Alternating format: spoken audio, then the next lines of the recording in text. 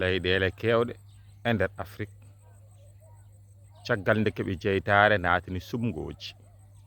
Suɓngooji hooreejo leydi, Suɓngooji jaagorɗe wone nokkuuji, Suɓngooji nulaaɓe suudu sarɗiiji, Suɓngooji laamiiɓe nokkuuji.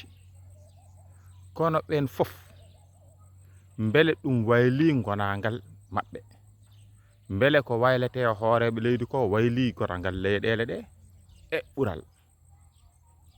Yaanin wonɗo yaara wontaaɓe baɗaade ni, kono mbele ko suudu sarɗiiji ɗi bahlutugol munen wahlata fawnata ɗum, walla ko baylugol hooreejo leydi ndi, walla ko ma ardiiɓe doŋe ɗe.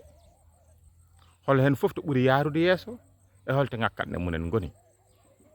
Mbele no liggortoɗen leyɗeele men ɗe en jurnittaako ɗum ko goonga, ñambuɗen laamuuji ko e tuubakooɓe, mbele poɗɗen ƴettude ko jaɓɓel maɓɓe ngal tan njaaren noon ngam fewnude leyɗeele men.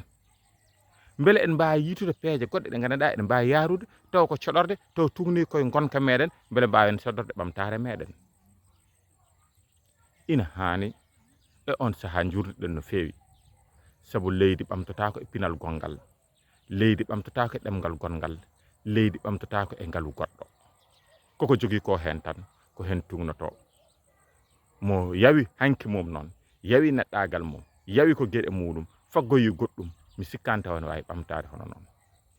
Yani lib laamuuji ɗi, kono yen njurnito laamuuji ɗi no laamortoɗen ni, sabu so maalaa ɗum wonaa jaɓɓal ɓurngal faayide ngal njeeɗen, sabu ñande fof wonanten kay sukaaɓe ene murta, yimɓe ina ndaroo e laabi ene mbare, taw ko yimɓe laamu kadi mbarata ɗum.